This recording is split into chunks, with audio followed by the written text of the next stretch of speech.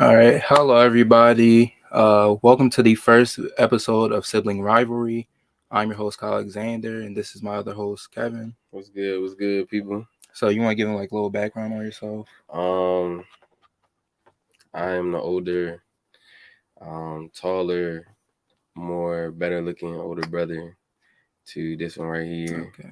I inspire him to be what he want to be today, and I'm just hoping to inform y'all about some sports. Have some good combos going, and let's just see where we take this. You know what I'm saying? So, I know most of y'all might know me. If not, my name's Kyle Alexander. I'm a journalism major at Howard University.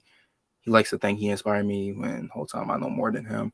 But that's what the show is for. So this is the first episode of Sibling Rivalry. It's just two brothers talking about sports. We cover all things NFL, NBA, NCAA, and we're just going to get right into it. So the first topic at hand, we have our NFL offseason winners and losers, and we broke it down to three segments. So we have free agency winners and losers, draft, and overall. So free agency and the draft, and free agency does include trades. So you just want to do like we list our three teams, and then yeah, we could do all that. right. We could do that. So first for my free agency winners, I have the Chargers / the AFC West, but I have the Chargers because I feel like they're the biggest winners out of that division. Because they got J.C. Jackson was arguably the biggest free agent on the market. Traded for Khalil Mack, got DeAndre Carter as a return man, and I just feel like they had a couple pieces that they knew they needed to fix. Their defense was kind of bad last year, just to sugarcoat it. And they went out and fixed the holes on their defense. And I think the Chargers, especially with Kansas City losing Tyreek Hill, I think the Chargers are in prime position to win the division, even though I have the Raiders winning. Um, yeah, that's my bold take. Next up, I have the Indianapolis Colts. They're on the quarterback carousel, getting aging veteran quarterback after aging veteran quarterback. They got Matt Ryan. They got Stephon Gilmore, and it wasn't a big free agency class, but that's the thing with the Colts. They build through the draft, so they always have cap space left over. So it's like, hey, Stephon Gilmore's right there. Why don't we take him? And I also have the Miami Dolphins. They went out, got Tyreek Hill, paid him to a huge extension. Got Cedric Wilson from the Cowboys, so they're your three receivers there. They got a bunch of running backs like Raheem Mostert, James Conner, or not James Conner. They got Chase Edmonds, and he also just signed Melvin Ingram on the defense, and they also got Terran Armstead. I think that was their biggest and most important acquisition in the offseason, because you get that premium left tackle to protect two in the pocket. And the Dolphins, I feel like they're kind of going all in and saying to it, this is your audition. If you fail, we'll just get your replacement. If not, then it's basically they're saying we're putting all the chips on you and you have no excuses. So those are my winners. You want to go ahead and tell them your winners? So my first winner, we had the same one. I had the Chargers as well. Like you said already, just starting off with getting J.C. Jackson, and now you shore up that secondary that you've been building, through the draft for a couple years now. You draft Sante Samuel Jr. last year, and he was a good pick in the second round. Coming off injury though, but I still think he's gonna have a bounce back season this year. And now, he doesn't have to be that, that number one corner. He can still have time to, adjust getting into the league, getting back off that injury. And a good person to learn that from is J.C. Jackson, a ball hawk, a perennial Pro Bowler. Um, led the league in picks like the past 2 years or something like Yeah, that. I think Trayvon led this Well, past, but yeah, other than Trayvon other led than this that, year. yeah, he's been like Yeah, top but three. then you also talk about DeAndre Carter, who I think could contribute just, more as a return man. He did show some flashes of, being able to be a playmaking receiver when he was in Washington, particularly out of the slot, or he could be like that deep threat guy. They got Keenan, he gonna work the middle. And, Mike Williams is like that big body over the top guy, but now with Carter, you got the speed. So now they got every type of receiver that they need in that offense. And then some other, low key signings that they made. I really like the signing of Kyle Van Noy Oh, I forgot to, about that. help shore up that linebacking core. You got Kenneth Murray in there. He been showing a little promise. He been showing, that he was worth the first round pick. But I think adding Van Noy in there, who got like that championship pedigree, who got, the experience in the league will really help, take his game to Yeah, the especially because they lost Kaiser White. yeah, So yeah, yeah. yeah. So I think that'll help, take it to the next level. And they also signed Gerald Everett too, who I think would be a Mm, good addition to that offense too with his receiving ability. The number two team that I had as far as winners, I had the New Orleans Saints. You lose Marcus Williams, that big middle of the field safety. And then you go out and you sign Tyrann Mathieu. I think you really don't have much of a drop off as far as production, ability, or talent as far as that go. And then you sign Marcus May too, to sort of yeah, get those two bookend safeties. So now you got like the ball hawking guy, and then you got that guy that can play up on the line more so like in the box. They just signed Juice, which I think was a real good signing. And then honestly, what I think probably their best signing was, in my opinion, was re-signing Jameis Winston. And the yeah, reason I say this is because when you look at the way that they rebuilt that offense around him now that he coming back, you got, if Michael Thomas come back, he come back healthy and all that, you got your number one guy. Then you got Juice who can, play the slot. He can play outside, right. do the end around, do all the trick plays, all that stuff. And then you take, you took Chris Olave in the draft. So he can be like that, the deep threat guy. And then he young. So, he don't really got a whole bunch of wear and tear in his body. So he can do a lot of the deep work. And then you got, arguably the one of the best dual threat backs in the league in the Yeah, backfield. So the way they built that team, that offense back up around that, because the defense is going to be the defense is always good year in right. and year out. So now you take that defense and you add it with an offense that is more likely to make more explosive plays this year because of the additions they made in free agency. Yeah, And then the last team I got as far as winners go is the Vegas Raiders. Um, they signed Anthony Aver over from the Ravens. I like, the potential pairing with him and Trayvon Mullen over there in Vegas.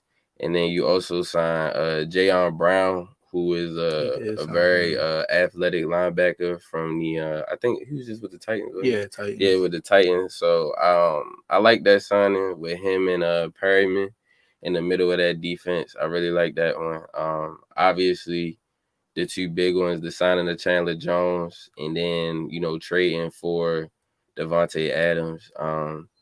The Jones trade, in my opinion, I know everybody looks at, the Devontae Adams, he the best receiver in the league, but in my opinion, I think the Jones signing has a better impact on the team Yeah, overall just because of how Max Crosby was good last year. He was arguably one of the best edge rushers in the league. But outside of that, like, who do you really have getting exactly. pressure on that defensive line? Cleveland Farrell to me has been a bust as a They number took him four over Josh overall pick.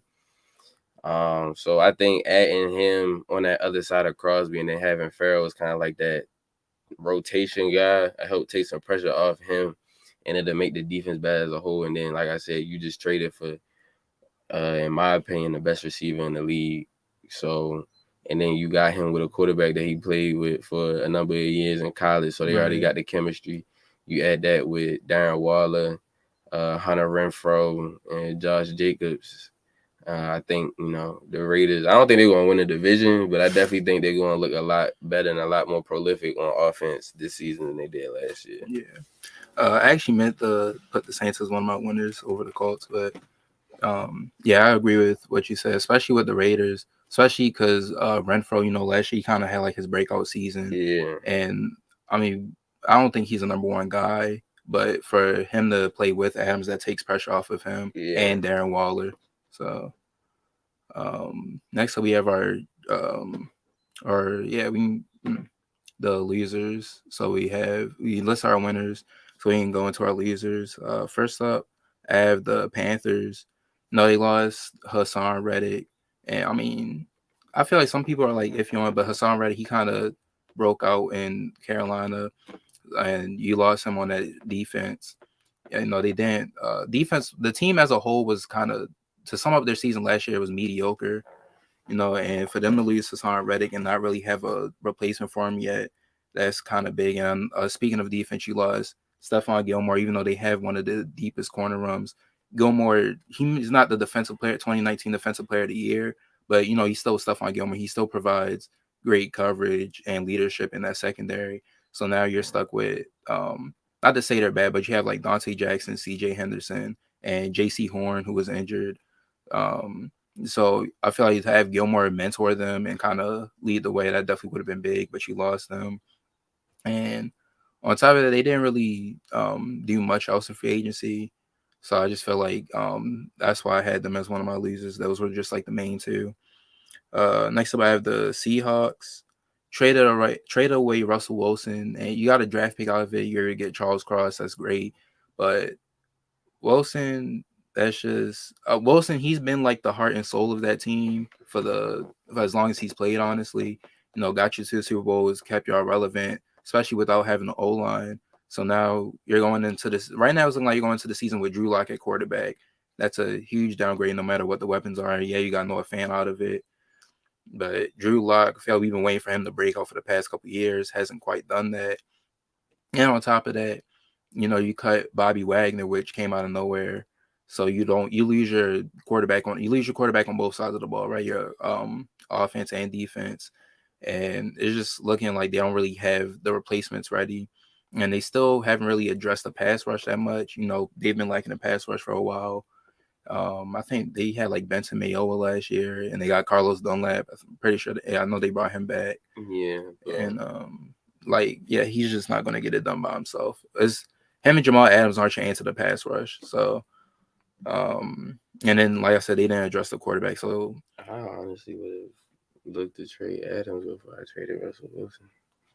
I mean, yeah, at In this my point, opinion, yeah. I mean, not to say they should trade Adams, but I would have looked at trade like you I'm said. just saying that in my opinion, that Jamal Adams trade was one of the worst trades I've ever For seen. And Seattle. I told you that when they first made the trade. I You told you I did, don't think he yeah. was worth what they gave up. And they signed him. Then they gave him like $70 million. They gave whatever they gave him too much money. Yeah, because he's just, and it's not even just the interceptions. Like his coverage is just not that great. I remember that Monday night game against the Steelers. They was doing the intros. He's like, "I'm the best in the nation." I think that same game he dropped the game-stealing interception. So that's just, I feel Him like and he's more of Daniel a Sorensen might be the two biggest coverage liability safeties I've ever seen in my life. him and Daniel Sorensen in the same category. Yeah, Jamal Adams, he's more of like a box, or he's more of like a pass rusher. I play him in like a Micah Parsons type of thing. He's more of like a linebacker, DN type role than he is a safety. But they just don't have that. They have so many questions that they still need to answer. And my last one is the Packers trade away Devontae Adams, and I mean you get a first round pick out of it that you don't even use on a receiver. But other than that, I feel like Adams should have at least gone for 2 first round picks. But you still get a first round pick out of him. Well, you don't. The whole Aaron Rodgers dilemma. I feel like he's just doing this for attention at this point because it's like he's going to retire and he's like, "Oh, I'm coming back, signing the deal." It's just confused. He's confusing the team at this point. And the Packers, they've been a solid team, but I feel like to me, they're like the Utah Jazz of the NFL. They've had like the same core. They've been consistent year in and year out, like a first or second seed, and they always lose in the AFC Championship. They've been the 4 straight NFC championships. I bet. Excluding last year, they've been the 4 straight NFC championships, and they're 0-4. So I just feel like they need to do some reevaluating, especially with Aaron Rodgers. But they just need to reevaluate and figure out if they need to blow it up or like do more to retool that offense. My free agency losers that I have, I agree with you on the Packers. Like you said, you lose Devontae Adams, who was like the guy there. He was the guy. But as much as people talk about them losing Devontae Adams, they also lost Marquez Valdez-Scantling, True. Yeah. who was, I mean, don't get me wrong, Devontae Adams can run every route in the route tree. However, the thing that separates, I'm not saying that, obviously he's a way better receiver than MVS, but the thing that MVS offered the Packers offense that I don't think Devontae did, or was really known for contributing to the offense, was the speed. Like Yeah. MVS was known for his over the top speed. And now, I mean, you draft some young guys, but those were two already sort of established receivers. Well, MVS was still working his way up. He was showing promise year after year, game after game. So I definitely got the Packers on there. And then another team that I have is the Chiefs. You lose Tyreek Hill. That I that in itself is Yeah. just kind of big for your team as a whole. Seeing as how I get you signed Juju, but And they got Marquise. and they got Marcus Valdez-Scantling, but Tyreek Hill is like a once in a lifetime type of talent when it comes to speed, when it comes to taking a hitch or a little swing route out the backfield and taking it 99 yards. Like in a way that his style of play, him, Kelsey's, and Mahomes' style of play sort of all kind of work together Right. as a whole. And now you take that one big element out of that equation. I'm just like, I'm curious to see how that offense is going to look this year Yeah. without him being there. And then you lose Tyrann Mathieu as well, who was like the quarterback of your defense. Um, Yeah. He's my I like that mean, heart and I soul. do, I get they signed Justin Reed and all that, but Justin Reed and Tyrann Mathieu aren't even on the same tiers of Nah. safeties in my opinion. Um, and then outside of that, I mean, they did franchise tag Orlando Brown.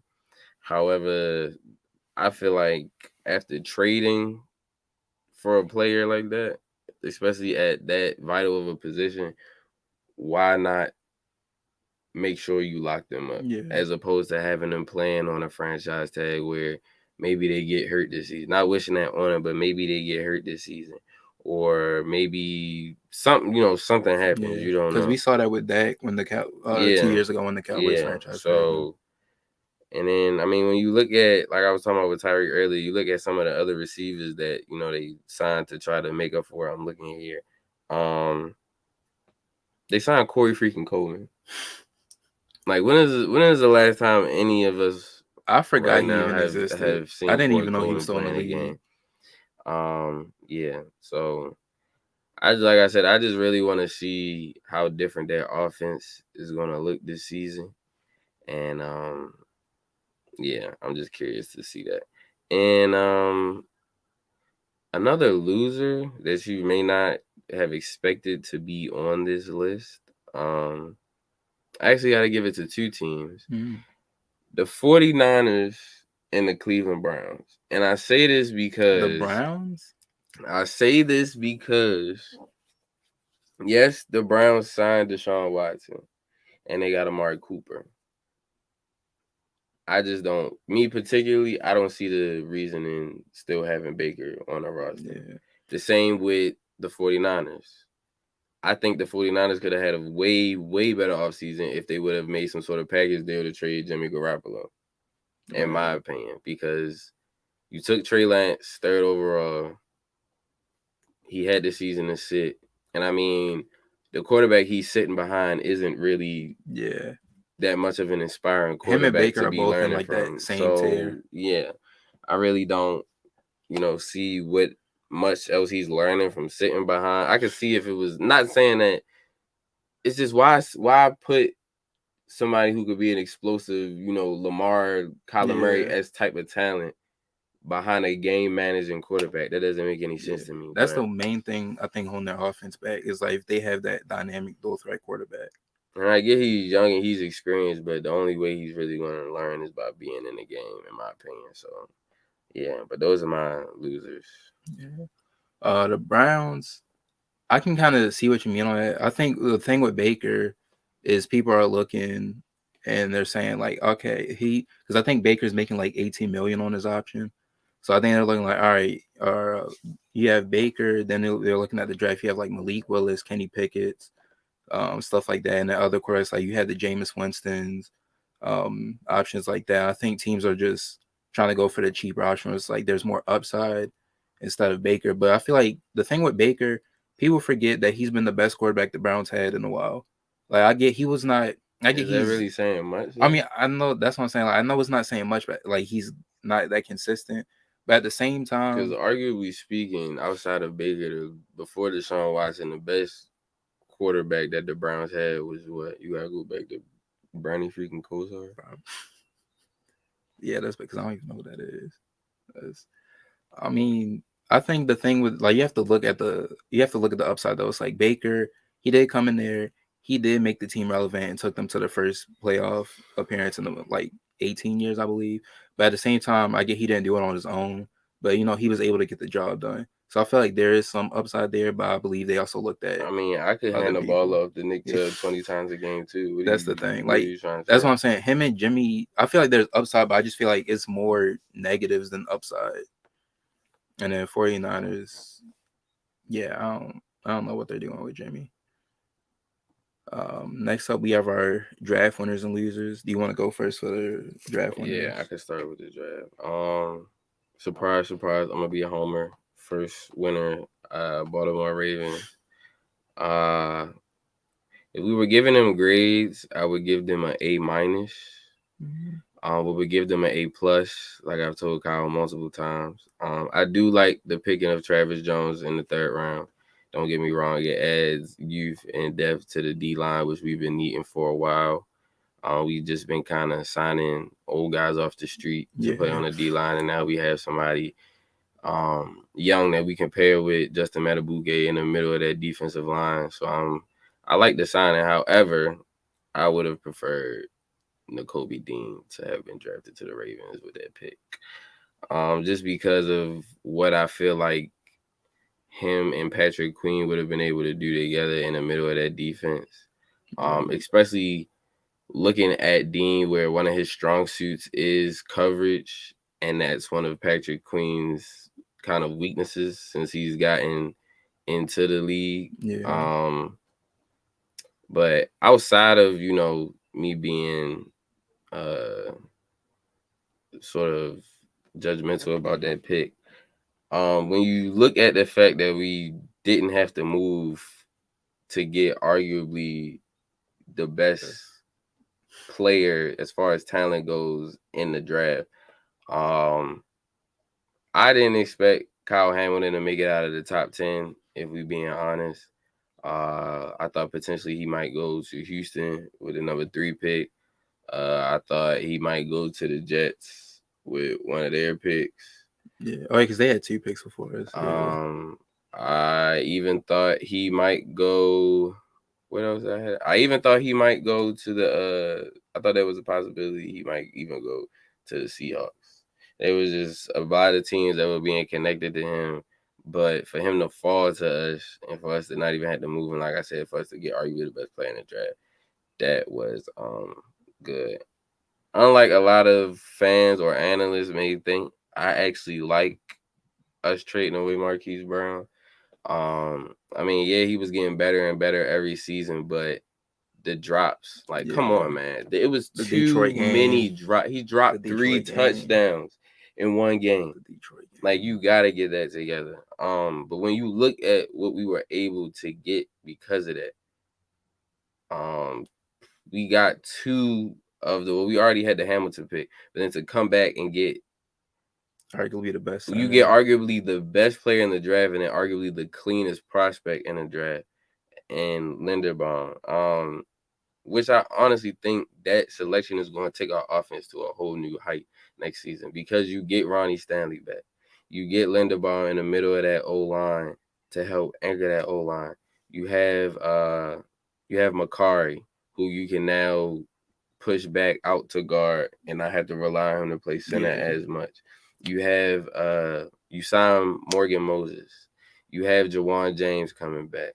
You have Ben Cleveland. you have Ben Cleveland. That's all. You have Ben and Cleveland Kevin Zeitler. and Zeitler. So now we have more depth at the O line, and we have players where we could put back at more natural positions just by drafting Linderbaum. You get a Jabo, who a lot of people are expecting him when he comes back, whenever he comes back They saying fully like from that Achilles injury. I think they were saying like October. They're expecting him to be some sort of like Von Miller as TJ Watt as player. Like a lot of people were saying if it weren't for the injury, he might have not made it out of the top 15. Yeah, they was trying to say they even had the Ravens like taking him at one point in the first round. So I like that pick. I do like the Travis Jones pick. Don't get me wrong. I do like the pick. So don't act like I hate it. I just would have preferred Kobe Dean. And then a lot of people's two main sleepers in the draft, Jalen Armour Davis, the corner out of Alabama, and then Charlie Kohler, the tight end out of Iowa State. Like Kohler. I do like Kohler. I actually kind of, no pun intended, but like Isaiah Likely a little bit more just because of his athleticism, and I feel like he could be kind of like that slot tight end kind of hybrid player. They even say he's played like I think he switched from playing like receiver and tight end. Yeah, but Kohler is sort of like that. I think he gives us that 3-headed tight end look that we've been looking for again. When you get Andrews, Boyle, and Kohler on the field together, I think that's really going to be, I think that's going to bring the offense back to how we looked Lamar's MVP season. Being able to run the ball out of different formations, out of different looks, being able to do different things with the offense to get players in their spaces where they need to get so they can do what they need to do. Right. And my last winner, Detroit Lions. For them to get the best player at arguably their biggest position of need, edge rusher, for them to get Aiden Hutchinson. They got a lot of needs, but and that's because we're gonna talk about this later, but they were able to get him because one of my biggest draft losers decided to take Trevon Walker with the first overall pick. So you get Aiden Hutchinson, you lose, you get rid of Trey Flowers, that signing didn't really pan out to be what you thought it would be. So you bring in Hutchinson, and now you have Hutchinson. You have Romeo Okwara, and you have Julian Okwara. Yeah. So you have those two. You draft Jamison Williams, who, injury aside, arguably could have been the first receiver taken in this draft this year. And when he comes back, now you have him paired with your steal with the draft last year, Amara St. Brown, and you just signed DJ Chark in the offseason. So now you have three. I think they still got Josh Reynolds and TJ Hawkinson. So you have three, reliable receivers out there on the field that go along, like you said, with TJ Hawkinson, and then you still have DeAndre Swift and Jamal Williams in the backfield. So I really like that draft for them. And then who was the other player that they took? They double up on DN. I do like Josh Pascal out of Kentucky. I do like him kind of like a motor guy. I looked at a couple of his highlights. Doesn't really seem to. He's always around the ball. Like he doesn't really seem to take a lot of plays off. He's always around the ball. They also drafted Kirby Joseph, which I like, getting more young players in that secondary, more versatile younger players in that secondary that can do a lot of different things. And so, yeah, I really like the draft by the Lions, paired with, the few small signings that they made in the free agency period. So I actually think one of my bold predictions is that they will not finish last in the NFC North this year. I can see that happening. Just mainly because of one of my off-season losers, but I can see that happening. I actually do like the Lions draft because what I think the Lions are doing, I think it's kind of the same thing Miami and Philly might be doing. They're like, all right, we're going.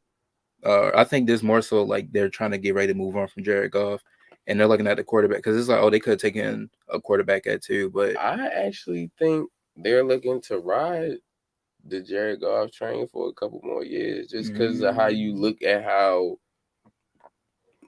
when you look at their record shows that they're a team picking in the top two.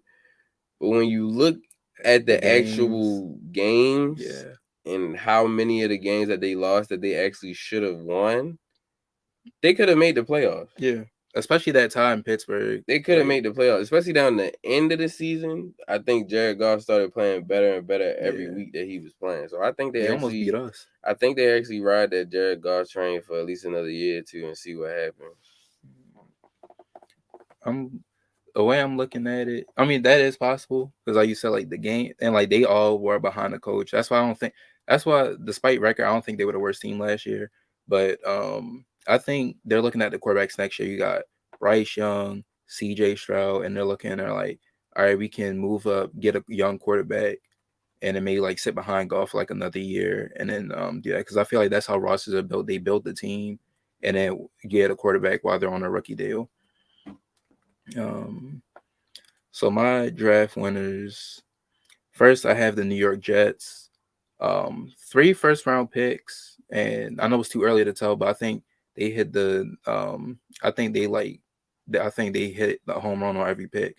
They take Sauce Gardner at 4 because the Texans took Derek Stingley. I feel like they would have been fine with either one, but to get Sauce, who's arguably the best corner or best defensive back, I feel like at 4, that's a great pickup.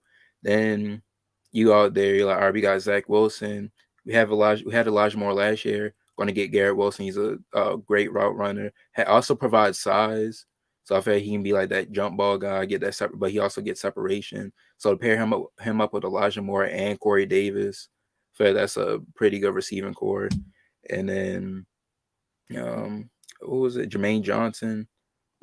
He was like a draft riser. They kept saying the Ravens might take him. They were saying a couple teams might take him, and for them to kind of sit back for watch him fall, and for them to get him, I think it was like 20 something, I believe. Yeah, They got him at I think they got him at 26. 26. Yeah, Yeah. 26. So I feel like one, you get him on a little cheaper deal, but you also get that pass rush with Quentin Williams on the D line.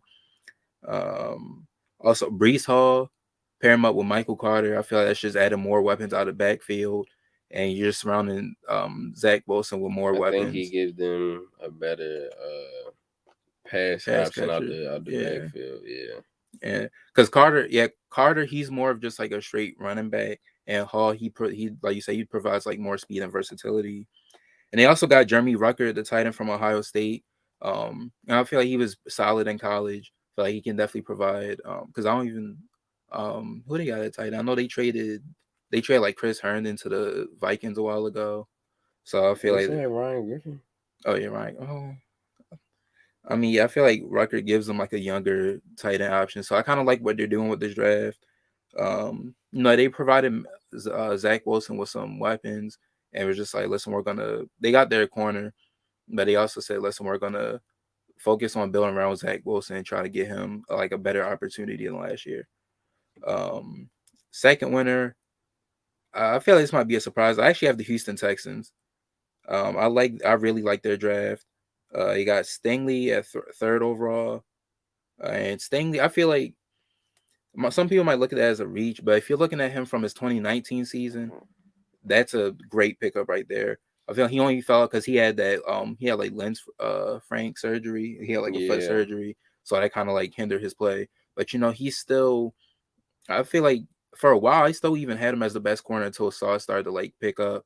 So to get him in a secondary when he lost Justin Reed, he lost a lot of notable guys, especially Bradley Roby. He was been your most consistent corner the past couple of years. Get a nice young player in that secondary. They get Kenyon Green, who's an offensive lineman. Some people thought that was a reach, but I feel like he can be solid. That can definitely improve on their O line because the only person they really have is Laramie Tunsil. Yeah, I guess Titus Howard he's still like all right. Then you got Jalen. I'm not sure how to say the Patire or Jalen Petrie. yeah, Jalen Petrie from I Baylor. like him a lot. Yeah, he can play corner. I feel like he can play corner and safety, so he provides that versatility. And you get younger in the secondary. I feel like they lost a lot in the secondary, so like we're just going to get younger and invest more in that. And they also got John Mechie in the second round. That was a great pickup. I feel like he was I think him and Nico Collins can give them Yeah, a they young did get Nico two. Collins, and they got what's the name? They still got Brandon Cooks. They do got Brandon Cooks. I forgot that tight end's name that they drafted last year. Um, crap, he was one of my favorite. Breven Jordan. They saw Breven Jordan. I think he has a lot of upside. And John Mechie provides speed. He can be another deep threat. So yeah, that gives Davis Mills another weapon outside Nico Collins, Brandon Cooks.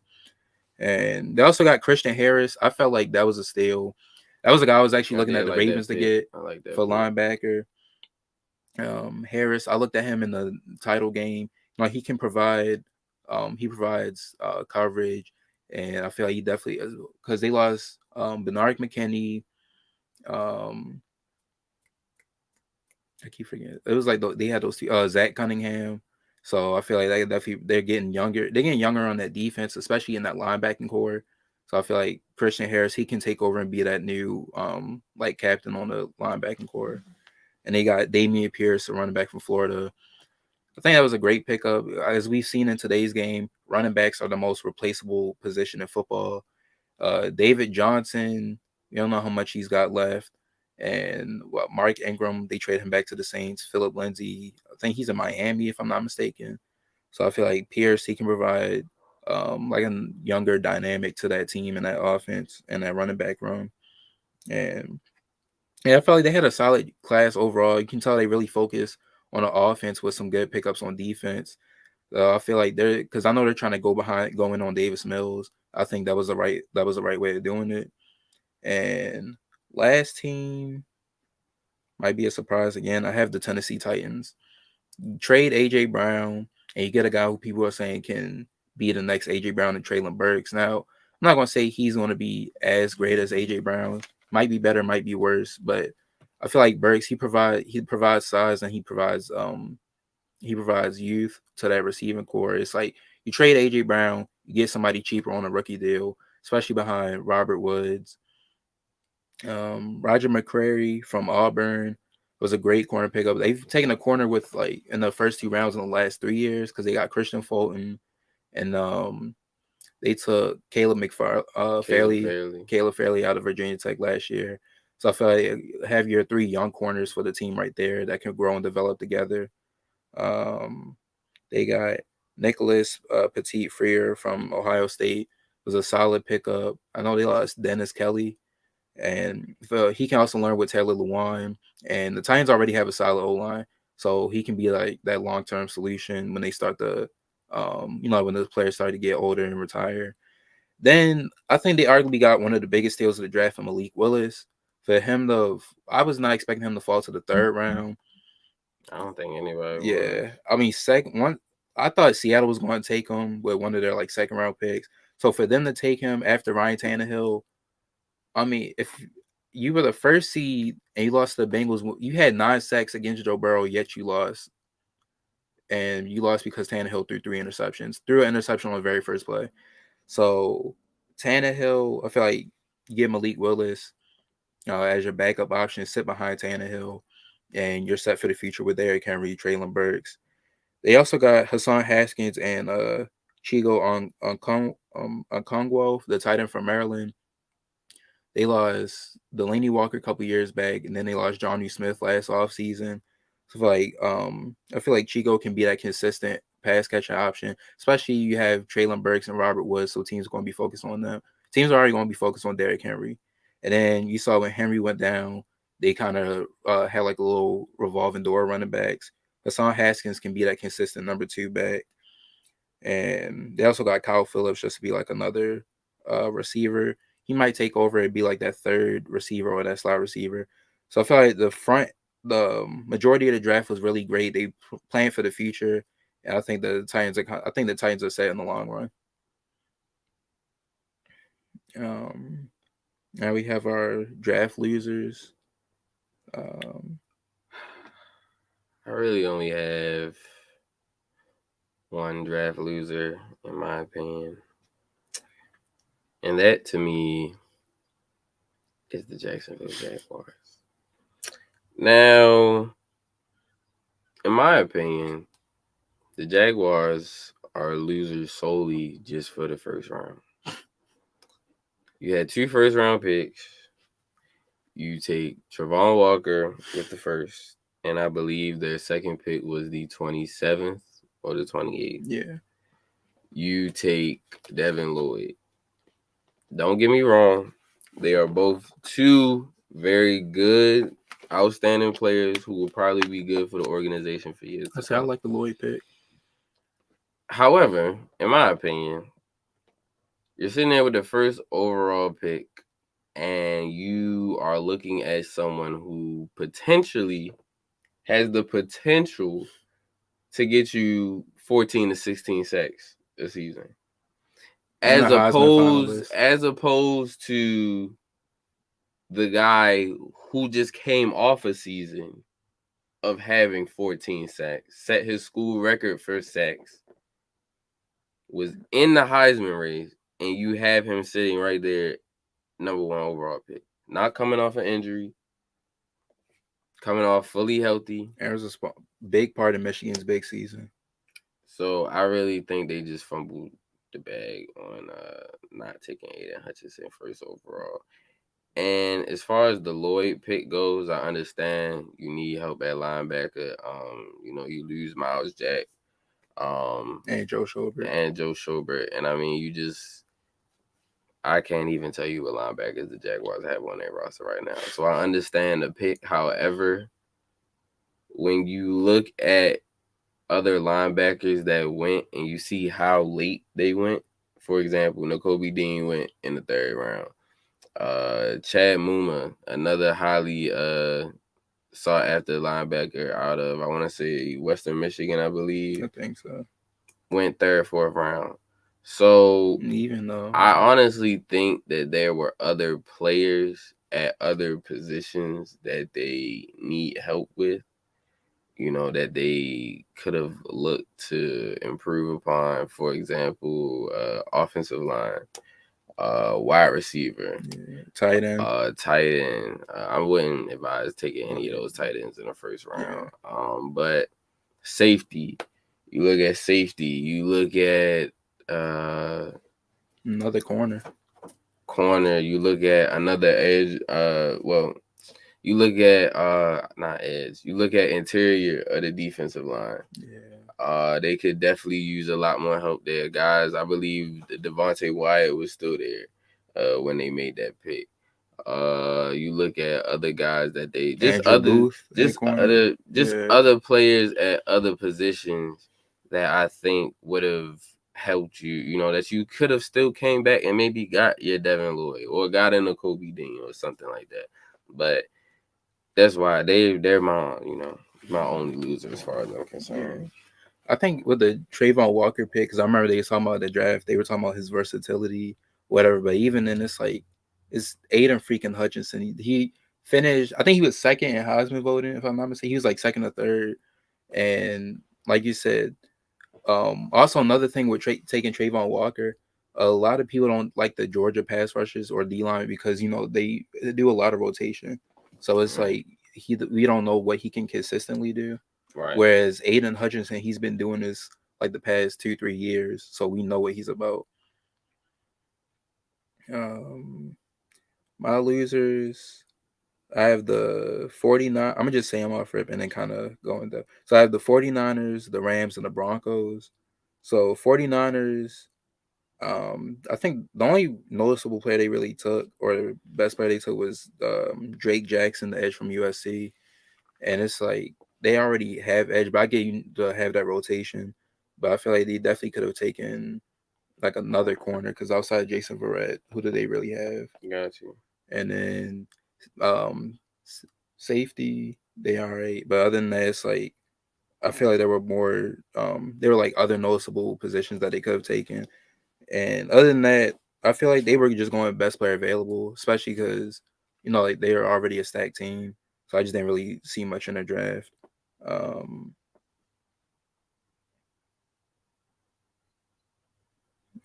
um, Rams, they don't really do picks, and Broncos. Who the Broncos take? Broncos. I think the best player they took was Nick Benito. Out of Oklahoma. Yeah, I do like that pick. that is a good pick because they got what Randy Gregory, Bradley Chubb. I mean, other than that, their draft was just kind of lackluster. Yeah, and then overall offseason, I feel like I had some of the teams that he mentioned. Like I had the Ravens overall, Marcus Williams, Kyle Hamilton. That's going to be a great safety trail, especially with Chuck Clark. Eagles, no, it's my second team. Got my boy AJ Brown, paired with Devonta Smith, which we're actually going to talk about a little later. And the Bills are, to me, the Bills are the most complete team in the NFL, and I think they're going to win the Super Bowl. That's my pick.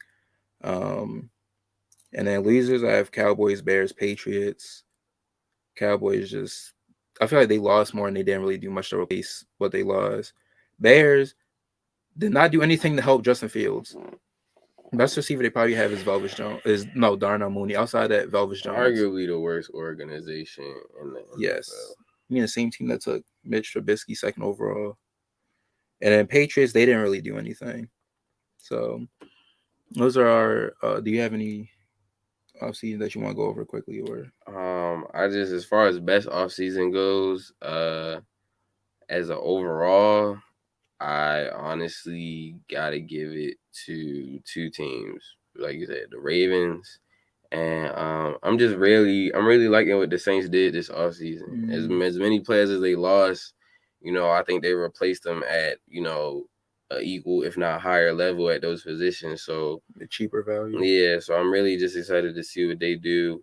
As far as off-season losers, in my opinion, the biggest one would probably have to be the Seahawks, and a surprising team, honestly, would be the Cowboys, just because you lose Amari Cooper. You do have CeeDee Lamb and Michael Gallup, but Michael Gallup is missing the first 6 weeks of the and they season, lost and you Cedric losing Wilson. Cedric Wilson, and then you lose Randy Gregory on defense. I do get Michael Parsons gave you 13 sacks last Can't year, do it but do you all. really want to put him primarily as an edge rusher? Or do you want to put him all over the field where he can make a bigger impact? So those would be my overall winners and losers of the entire offseason. Yeah. And another thing with the Bills, they got Kyer Elam, so they finally got their second corner. But And they got our very own Christian Benford from Baltimore out of Villanova. And was James Cook?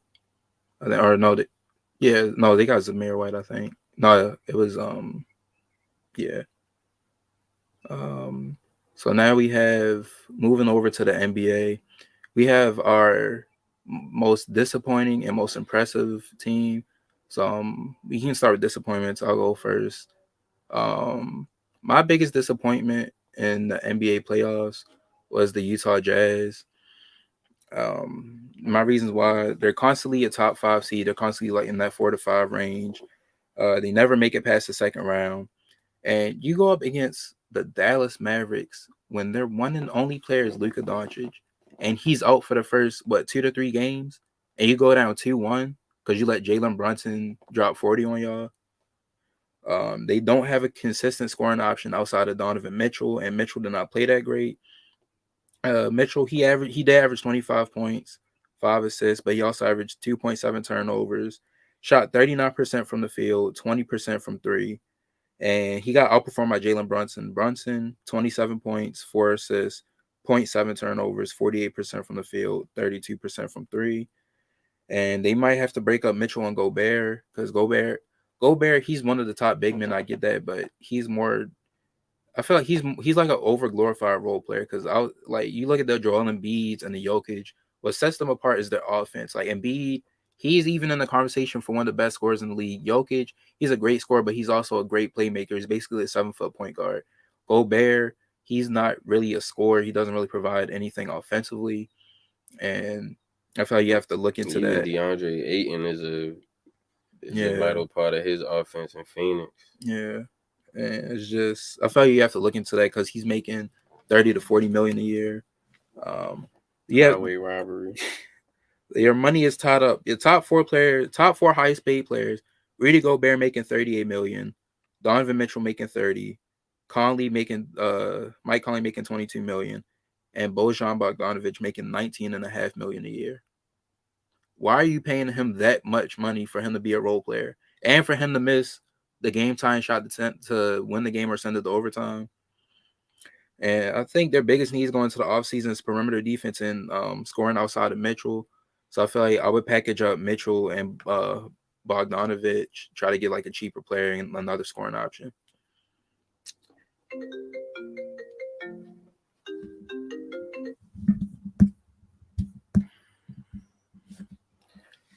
All right, so I also said that my biggest disappointment was the Utah Jazz.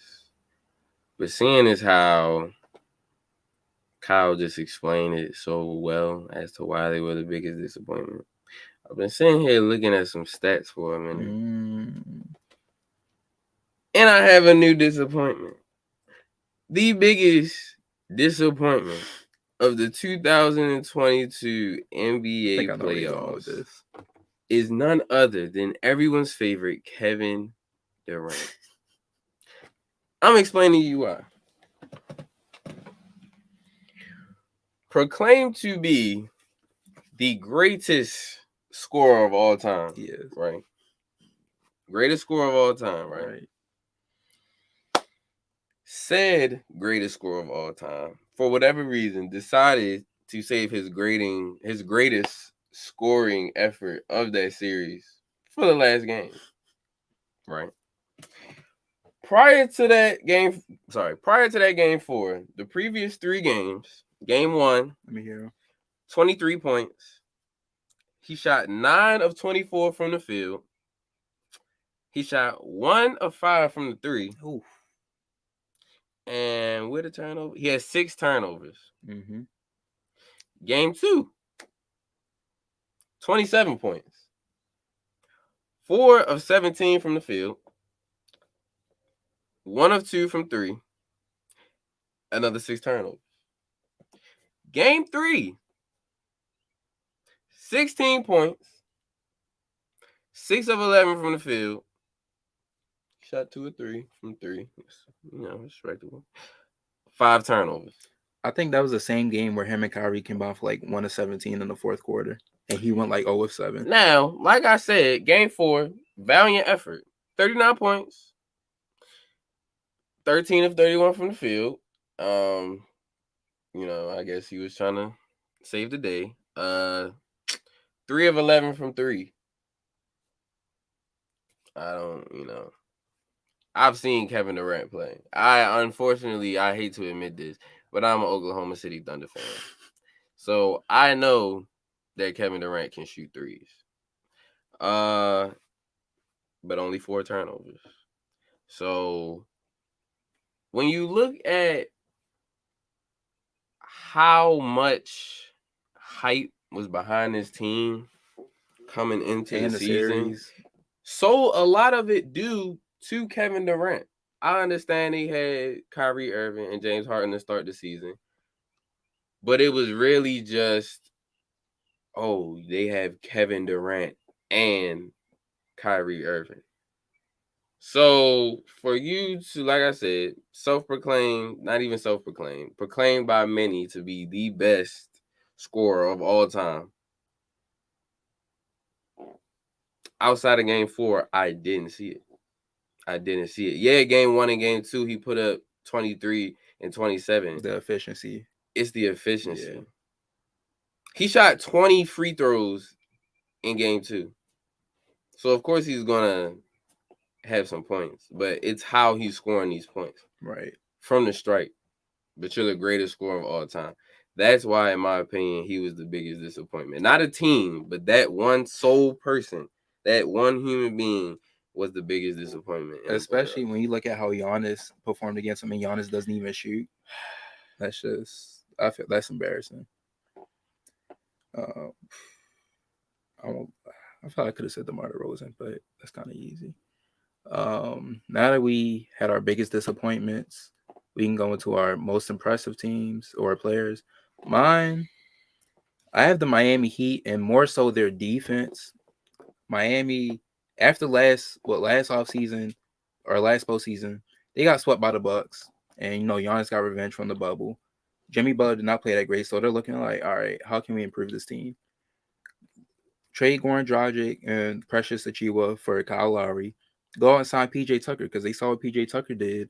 He was playing pretty good defense on Kevin Durant and he was providing some great defense and some little bit of shooting in the postseason for the Bucks. So they go out and sign him, and they form one of the best defenses in the league. And they reclaimed the first seed after doing that. And you look at the players that they played. They played Trae Young in the first round, and Joel Embiid, James Harden in round 2. Now they about to play Tatum and Brown. Trae Young, 15 points, 6 assists, 6.2 turnovers on 29 and 16 shooting splits.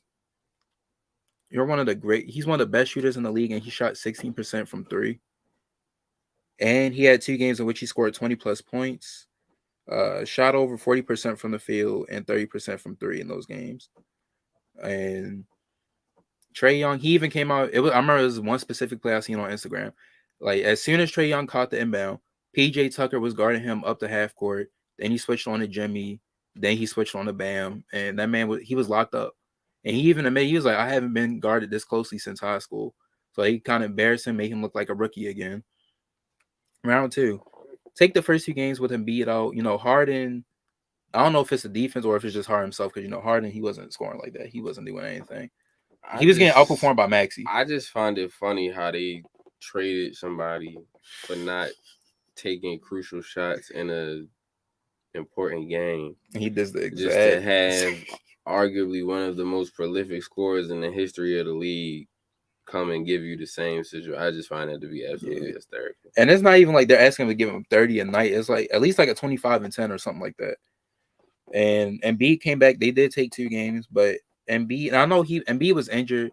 Still plays solid, but Embiid's numbers: 19.8 points, 9 assists or 9 rebounds per game, 3 turnovers, 45% from the field, 14% from 3, and what was the name?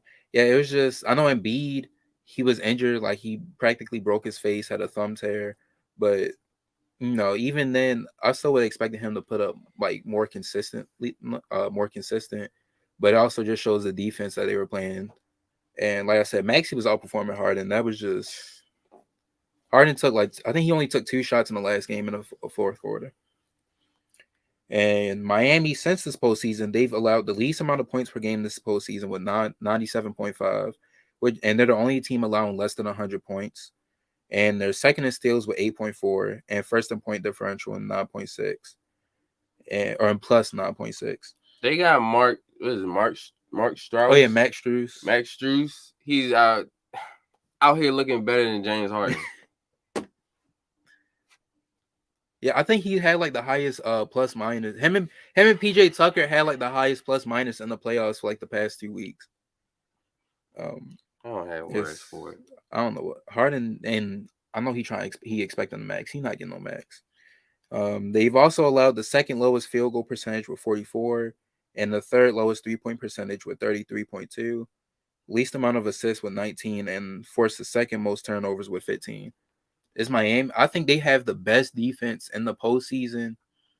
I know Boston is up there. Them and Boston have like the 2 best defenses in the postseason. I know this matchup between them in the conference finals is going to be a great matchup. And that's my most impressive team. Okay.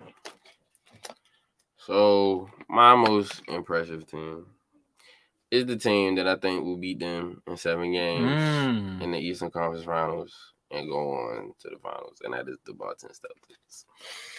And there are 2 reasons in particular why I picked the Boston Celtics. Right, number 1 is their defense, and number 2 is Agent Zero, the Zero God, Seto, the man himself, Jason M. Effing Tatum. This man alone is carrying the city of Boston on his back night in and night out. Even when he isn't scoring as much as he could, because he's been arguably the most prolific scorer, up there with the most prolific scorers in this postseason. I would put him, Giannis, and Luka as probably the 3 best scorers in this postseason for what we've seen so far. Yeah, I like Jimmy, but I So get that. just the fear, just the sheer fact of him being on that floor creates opportunities for certain people like Grant Williams to be shooting what 7 7 threes threes. yesterday. How many did he attempted? What 18? I think so. Yeah. But the only reason I'm he's about to see. getting that many looks is because they don't want to lead. They don't want Jason Tatum to beat them. And then when you look at the defense, this postseason they were top 5 in defensive rating. They were top 5 in defensive rating. Not five, top 5. I'm sorry, top 10. Top 10 in defensive rating, defensive rebounds per game, defensive rebounding percentage, steals per game, blocks per game, opponents' points off turnovers. They only averaged 11.5 points allowed off turnovers in the playoffs.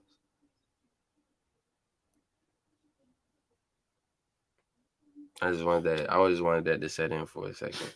And they were also top 10 in second chance points by opponents as well. You saw what they did to Kevin Durant in that first series, like I said. Giannis is going to be Giannis. You're not gonna stop him. I really don't care who you put out there. Whoever you think the best defensive player is in the history of the league, Giannis would probably at least get him 30. And that's just being modest. Giannis is going to give anybody 30 and 15. He had like the first 40, 20, and 5 games. This man had the first series in NBA history, mind you. Michael Jordan has played in his league. Kareem has played in his league. Kobe, Wilt, Shaq. There have been numerous guys who have played in this league who have not had a playoff series where they had 200 points, 100 rebounds, and 50 assists. That's crazy. And he was the first person to do it in the 75 years that this league has been saying around. It like that, it feels like somebody definitely should have done that by now. But even though he scored as many times as he did, it's the way they went about playing defense, or not just him, but even because the defense that, if you watch the games, the defense they played on Drew Holiday as well. Yeah. Drew Holiday was not able to really do anything. It was more so his defense that was helping the Bucks win those games more so than his offense. And when you just look at this Eastern Conference Finals we got set up with arguably the 2 best defenses in the playoffs right now going up against each other, and arguably 2 of the most prolific players in the playoffs right now, when you look at Jason Tatum and Jimmy Butler, who you can also put up there for probably the best players in the playoffs this season. Outside of who? I said Jason Tatum. No, I'm saying I'm putting him. I will put him up there. Okay. I mean, but yeah, I just think the Celtics are my pick to win the finals this year. I said it after game 1 when they beat Brooklyn. I said this is their year. This is I will say it now. I will stamp it so when they win, y'all can come back and say that I told y'all so. I think the Boston Celtics are going to win the 2022 NBA Finals. Interesting. And another thing with their defense, you saw in Game 7, Boston. You saw the drastic difference between the team's 3-point shooting. That's another reason they won, because they were stopping everybody. They couldn't shoot as many threes. Yeah. So they were they were able to double team and focus on Giannis more. That's where the absence of Chris Middleton really showed. And that was another thing. Honestly, I got Miami and Golden State in the finals. I think Miami can win it all. I got Boston and Golden State. Oh, we about to see. And I got Boston taking Golden State to 7 and winning it. About to see. All right, and the last and final segment is we have something we call Bro You Tripping. And this is basically we take a little topic and we kind of debate it and give our sides.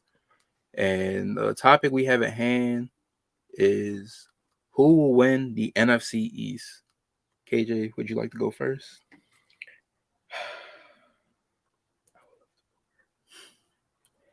Now, a lot of you may think that I would choose maybe the Philadelphia Eagles. As you should. Some of you may think that I would choose the Dallas Cowboys. And some of you might even think that I would pick the New York Football Nobody Giants. thinks that. But I'm here to tell you today that the winners of the NFC East for this football Don't season say it. Don't say is it. going to be the Washington Commanders. And let me tell you why. I'm going to tell you why. All right, go ahead. You already have the most underrated wide receiver in football in Terry McLaurin. That's a fact. You signed Curtis Samuel last year. He gets injured. Now you get him back. He's your gadget player, your Deebo Samuel, whatever you want to call it. He's your do-it-all guy. Then you go and you draft Jahan Dotson in the first round. I know a lot of people think it was a reach. I personally believe it was a reach too. It was. However, you're not looking for him to come in and be the number one guy. You have your number one guy. You're looking for him to come in and play his role, which I believe will be that opposite outside guy outside of Terry, while they have Curtis Samuel in the slot. Right. Then you also have one of my favorite tight ends in the league in Logan Thomas. I absolutely love Logan Thomas as a player. Helped me win a handful of fantasy games last year. And after actually watching a couple watching the football team games, whatever you want to call them, I see why he won me those games. He's actually a good player. And He's underrated. Yeah, very underrated. Very underrated. So then you look at the backfield. You got Antonio Gibson and J.C. McKissick, who, in my opinion, are one of my favorite backfield duos in the league. A very underrated backfield duo. Don't forget Jared Patterson. I like Jared Patterson as well. I don't know how I forgot him, but I like him as well. And then I know the defense was nowhere close to what it was supposed to be last year, but it was just 1 year. It was 1 year. I think the defense has a bounce back year, and I think they do this because they get motivated by the resurgence of their offense, led by their new quarterback, who I think will finish top 5 in completion percentage and MVP voting. Whoa. Carson Wentz. Carson Wentz. This is, in my opinion, the most balanced and best roster he has played on to this point in his career. Since the Super Bowl.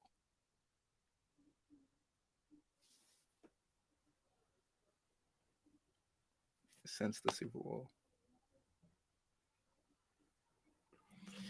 I said what I said, Okay. and I'm going to leave it at that. Okay. So, Washington Commanders 2022, 2023 NFC East champs. Mark it in your calendar. All right. So I'm going to be honest. I'm actually glad that you gave Carson Wentz props because I know a lot of people hate on him. I feel like he's one of the most disrespected quarterbacks in the league, and he's underrated. People look at those 2 last years he had in Philly where he had like a bunch of interceptions. But the past year with the Colts, he was able to pick it up. He actually had a good season last year. It was just the ending was unfortunate. Couldn't get it done against Jacksonville. But I'm here to tell you that he's not going to get it done again this year. Because I have my Philadelphia Eagles winning the NFC East. And here's why. They've had the best offseason in the entire division. First of all, last year they finally got the receiver right. They finally drafted the right receiver in Devonta Smith, had most receiving yards for a rookie in franchise history. Then we also had the breakout of Quez Watkins. His first year, it was like, all right, he's like every other Philadelphia receiver who drops catches, isn't doing much, isn't getting separation. Past year, he's been working out, and he had 900 something yards, I believe. I'm gonna fact check myself because can't be putting out false stats on here. He had, I don't know. He had, I don't know where I got 900 from. He had 647. No, it was, yeah. I think it was one of his projections. That's why I got mixed up. But he went from 106 to 604 yards, and he only had one touchdown. But he was the second receiver outside of Devonta Smith. Nobody else was getting open. Get my guy AJ Brown, who I think is one of the best and underrated receivers in the league. One of the best. Well, not one of the best. Like he's one of the better. Like he's not one of the best, but he's in that tier. He's in that second Better tier. watch what you He's in that say, second tier. buddy. But AJ Brown, great receiver. He's kind of like one of my ideal receivers. It's kind of like the same thing you were saying, like that bigger receiver, like they're like that 6'1", 6'2", bigger build, but they can run and they can actually get separation. Yeah. So I like that, and that's a perfect compliment to Devonta Smith. He provides size, separation, route running, and Smith can kind of be that speed guy, get open in the middle. And you forgot we signed Zach Pascal, so we have him and Quez Watkins in the slot. Also have Dallas Goedert, who's one of the better tight ends in the league. And on top of that, we had the best run game last year. I think we had like the most rushing yards last year. Have the best O line in the division. Dallas, they've had the best O line for a while, but they've lost a couple people. I know we lost Brandon Brooks in retirement, which I just found out. Well, we drafted what's the name? We got Landon Dickerson last year, brought Kelsey back, and we even drafted a lineman this year. We're set for the future. O line is set for the Commanders' defensive line. Also added Hassan Reddick and Jordan Davis to strengthen the pass rush and the defensive line. And on top of that, Fletcher Cox, he was making a lot of money. He hasn't been the same. So this is a smart move. We cut him, brought him back on a cheaper deal.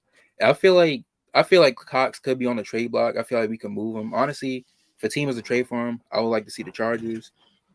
The defensive line, it can kind of replicate what that Georgia D line did. It can have the rotation.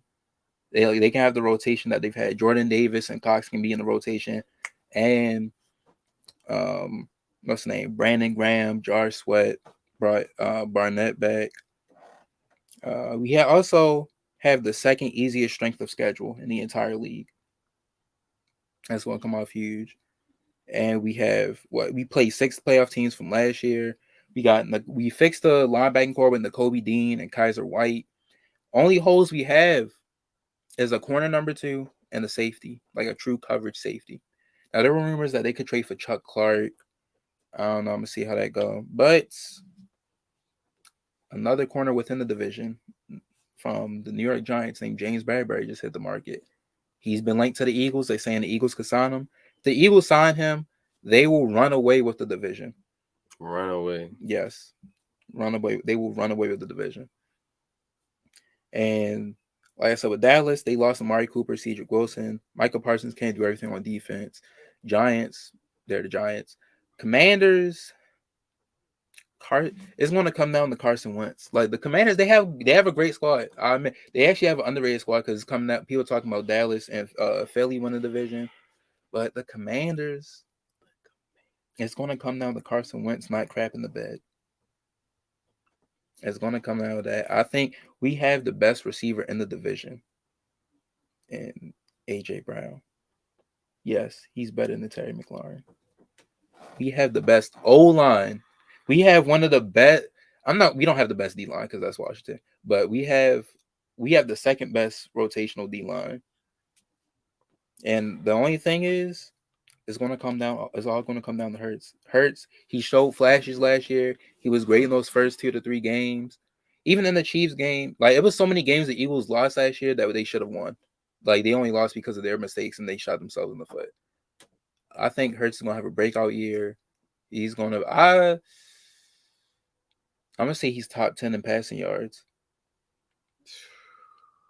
And honestly, I'm not gonna say yes. And I'm not gonna say Philly top 10. Yes, top 10. So you're telling me he's gonna have more passing yards than, or he'll have either around the same amount or more passing yards than Justin Herbert, Aaron Rodgers, Tom Brady, Matthew Stafford, Joe Burrow, Keep going. Josh Allen, Patrick Mahomes, Russell Wilson, Derek Carr, And give me one more quarterback. Give me one more quarterback just so I can prove you wrong. Lamar, I guess. Kirk Cousins. Yes. Yes. Yes, he will. He's going to be top 10. Lamar Jackson. Deshaun Watson. Yes. You think he's gonna have more passing yards than Deshaun Watson? Not more, but he's going to be top 10. Okay. You can stamp it right here. I'm looking at the schedule. Like, we got the Lions, Vikings, Commanders, Jaguars. I know the teams have gotten better, but honestly, come on now. Those first 3 games, I could see every team giving you trouble. Yeah, but we gonna win. The only team I really see us losing to, where it's like, I'm not going, or we can win it, but I'm going into it like thinking we're gonna lose, is the game against the Cardinals. That's the only game. So you telling me you think you guys could go 17-1? We could go undefeated, but I'm not gonna say we are. 16-1. You go 16-1. We could, but I think we're gonna be like, I think the ceiling is gonna be like 11 to 12 games, and that's gonna be enough to win the division. Okay. Because we got Houston, Tennessee, the Saints. We've beaten the Saints like the past couple of years, but they're a different team. I'm telling you, Hurts is going to be top 10 in passing yards. Okay. But you're over here saying Wentz is going to be top 5 in MVP. Yeah. Because of the supporting cast he got around him and how big of a jump the Commanders are going to take from last year without him to this year with him. Interesting. Oh, another thing. Jalen Hurts knows this is his audition. He's even said, I feel like they've given me a fair shot. I know I have 1 year to prove myself. He's going to step up to the challenge, and he's going to deliver.